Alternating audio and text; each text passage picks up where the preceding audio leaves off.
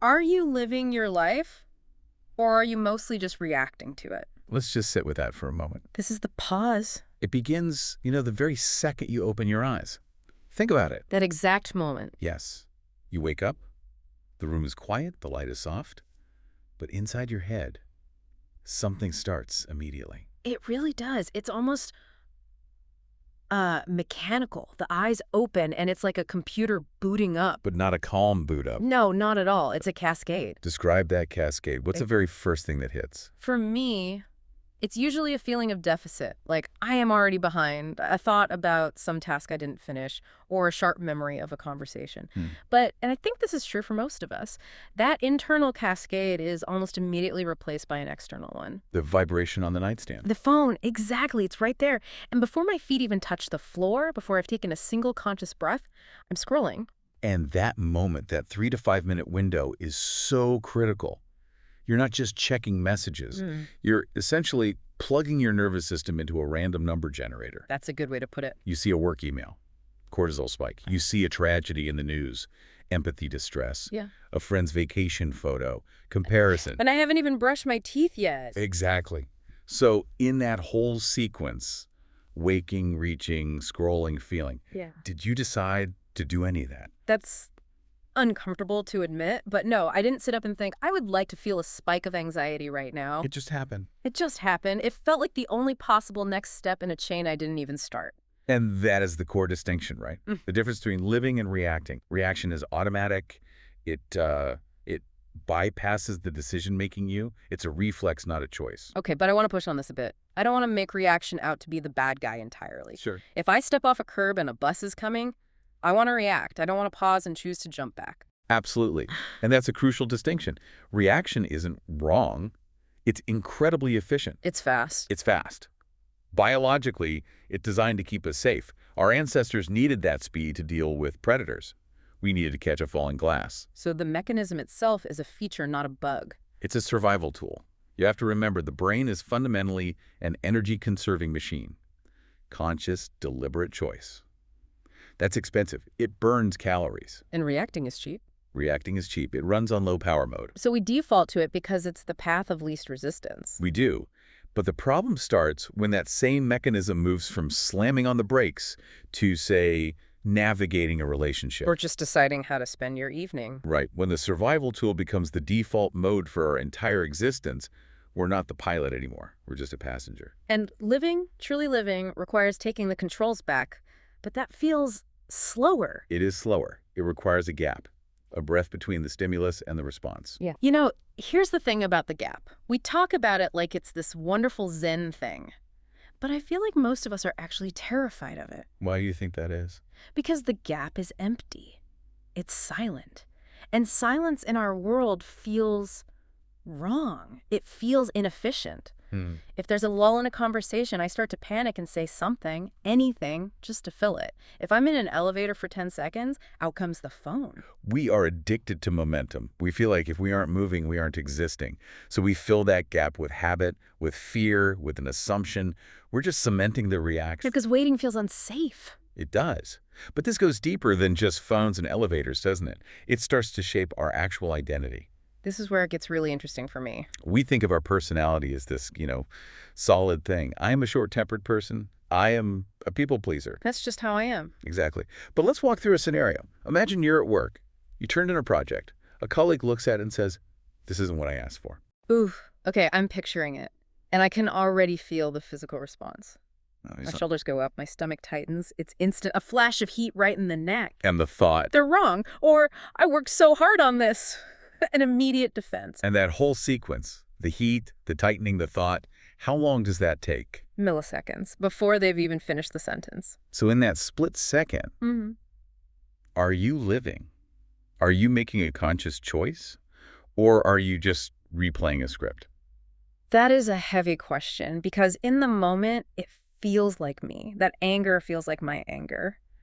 But you're suggesting it's just a program running. We have to at least consider that much of what we call personality is just well-practiced reaction. Wow. Your irritation, that might just be a neural pathway you carved 20 years ago to protect yourself. Your defensiveness, a pattern. Even your charm. Even the good parts. The way you might laugh to diffuse tension. That can be a reaction too, an unconscious script to avoid conflict. So I'm just hitting play on track 4, charming deflection. If it's unconscious, yes. The scripts are efficient, but they're still scripts.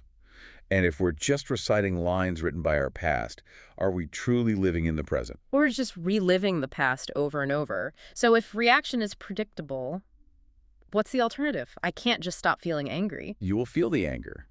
The goal isn't to stop the feeling. The alternative to reaction is awareness. Okay. If reaction is predictable, awareness is creative. Creative in what way? That sounds a little abstract. Creative in that it creates a new possibility. Let's go back to that moment of criticism. You feel the heat. You feel the urge to snap back. But instead, you wait. You pause. You pause. And that waiting is small. It's almost invisible to the other person. But inside, something fundamental shifts. You notice the reaction forming. You see the anger rising instead of being the anger. Ah, that's the key. Subject to object. I am not the anger. I am the one noticing the anger. Precisely. The moment you notice the urge to check the phone, to yell, to shut down, you're no longer fully trapped inside it. You've stepped out of the stream. And that observation creates distance. And distance creates choice. That is where living happens. Living isn't about controlling everything. It might just mean noticing. Noticing the tone of your own voice. Noticing how quickly you assume you know what someone's going to say. It's interesting because we usually think of living life to the fullest as, skydiving or traveling, big cinematic things.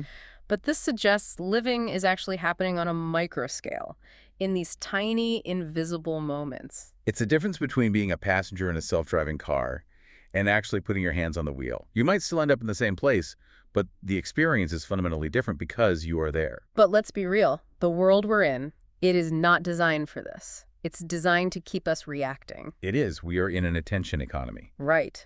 There are brilliant engineers whose only job is to shorten the gap between stimulus and my response so I click the button faster. Algorithms are written to predict your reactions and feed them.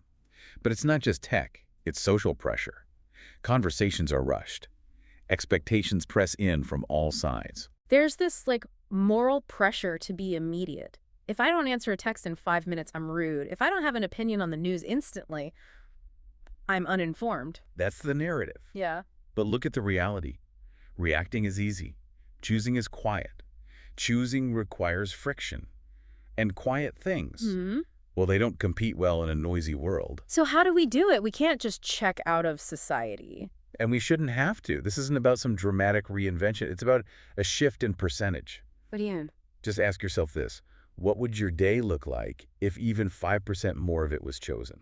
5%. That actually feels manageable. That's what, maybe 45 minutes spread out over a whole day? It's tiny. It's just small shifts.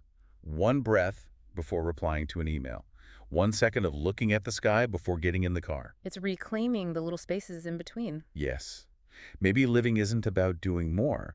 We're obsessed with doing more. Maybe it's about reacting less.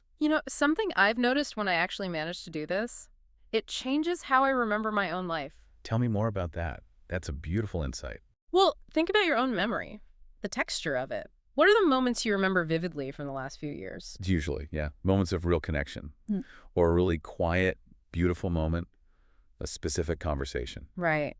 And were those moments reactive? No, they weren't. When I look back at a really stressful, reactive week where I was just putting out fires and scrolling, I can't tell Tuesday from Thursday. It's all just a gray blur. Exactly. Reactive moments are rarely vivid.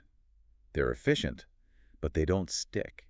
The brain doesn't encode them deeply because you weren't fully there. You were on autopilot. The moments that feel solid, the ones that make up the architecture of a life, those are the intentional ones. That's kind of scary. It implies that if I spend 90% of my life reacting, I'm only going to have 10% of a life to look back on. That's the risk. But the flip side is the opportunity. The walk where you actually notice the air. That sticks. Because I was there. I wasn't just a script running in the background. It is a little frightening. Yeah. But it's also an invitation. It means at any moment you can choose to arrive. Okay, so let's get practical. I know myself. The temptation is to turn this into another project. Okay, I need to stop reacting. I will master the pause. And that's the ultimate trap. If you ask, how do I stop reacting? You're already reacting. You're reacting to the idea of reaction with judgment. Right. Trying to fix yourself, which is just another automatic script. I see a problem. I must fix it. So we change the question. It isn't, how do I stop? The question is gentler. Which is, Where today can I pause? that feels much lighter. It's an inquiry, not a command. It's curious. Where can I find a pause? Maybe it's while the coffee is brewing. Instead of checking the news, just watch the steam. One breath before answering the phone. 1 second before reaching for the remote. One moment of awareness before the next automatic move. And I assume we're going to fail at this constantly. Constantly. You will still react. You'll get irritated. The goal isn't to eliminate reaction. It's to see it. Because the moment you see it, The moment you see it, you are already living more deliberately than you were a second ago. You've created the gap. You've won. it seems so simple, but it changes the whole tone of the day. It changes the author of the day. When you pause, you stop being the character and you become the writer, even just for one line. And maybe that's enough. Maybe living isn't some grand achievement where we become perfectly enlightened. Maybe it's just this, noticing you have a choice. And sometimes, quietly, with no fanfare taking it. So as we go about the rest of our day, the invitation is simple. We don't need to change everything. We just need to look for the openings. Where are they? Everywhere. The line at the grocery store, the traffic jam, the transition between meetings. That isn't wasted time. It's practice ground. It's an opportunity to wake up again, to decide, in this moment, I'm here. That's such a powerful shift from this is happening to me to I am witnessing this happen. And eventually, I am choosing how I respond to this. I think the most liberating part of this for me is the idea that personality isn't fixed, that I'm not just this bundle of preset reactions. You are the awareness behind the reactions. That is the truth of who you are. The reactions are just the weather. You are the sky. The weather changes, the sky remains. That's a beautiful place to land, and it's a place you can return to again and again. So we leave you with this. Sit with it today. Where are you living, and where are you simply reacting? This has been The Pause.